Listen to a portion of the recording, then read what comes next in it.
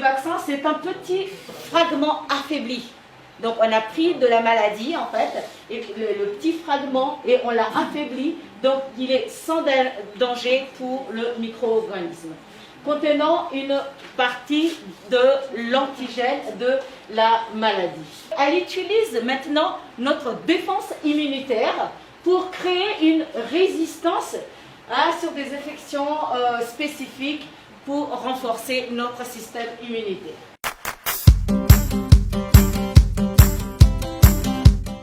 Maintenant, nous allons dire que oui, parce que des milliards de personnes ont reçu déjà ces vaccins contre la Covid-19 à ce jour, et en toute sécurité.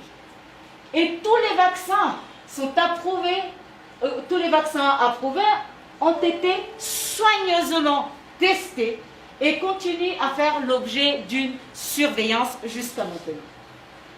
Et comme tous les vaccins, en fait, le vaccin contre la Covid-19 doivent suivre le processus de tests rigoureux en plusieurs étapes. Il s'agit d'un essai clinique, contrôlé, randomisé, auquel participent des dizaines de milliers de personnes appartenant à large tranche d'âge, des différents sexes, des différentes ethnies et aussi les personnes présentant des infections connues. Et ces essais sont conçus pour identifier tous les problèmes de sécurité. Et après, un groupe externe convoqué par l'OMS analyse tous les résultats des essais cliniques et établit maintenant des recommandations. Et dans chaque pays maintenant, comme on dit, le pays est souverain.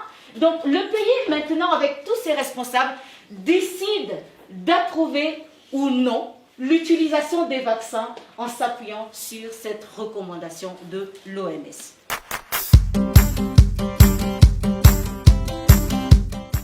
Donc, on dit oui, le vaccin est efficace. Mais l'efficacité potentielle des vaccins est calculée parce que son efficacité est calculée lors des essais cliniques. Et si un vaccin a une efficacité potentiel de 80%, cela ne signifie pas que ça ne fonctionne que dans 80% des cas, non. Mais cela signifie qu'au sein d'une population vaccinée, il y aura 80% de personnes, moins qui contractent la maladie après avoir contracter le virus ou en contact avec le virus de Covid-19.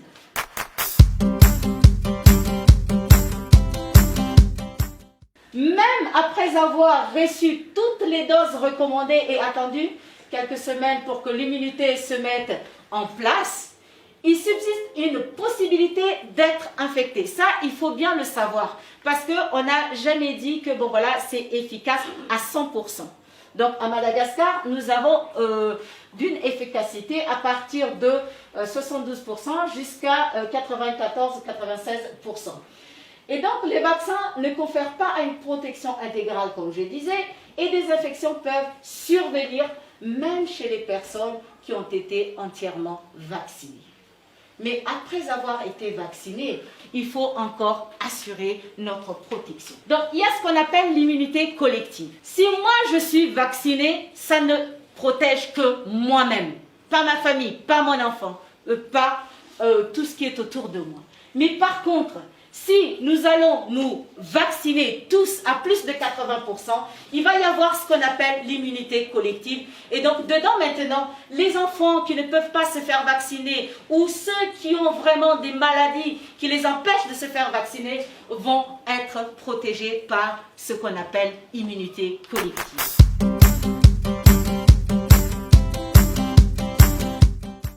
Les recherches nous ont montré qu'au bout de 3e mois, 5e mois, il y a l'immunité qui commence à diminuer.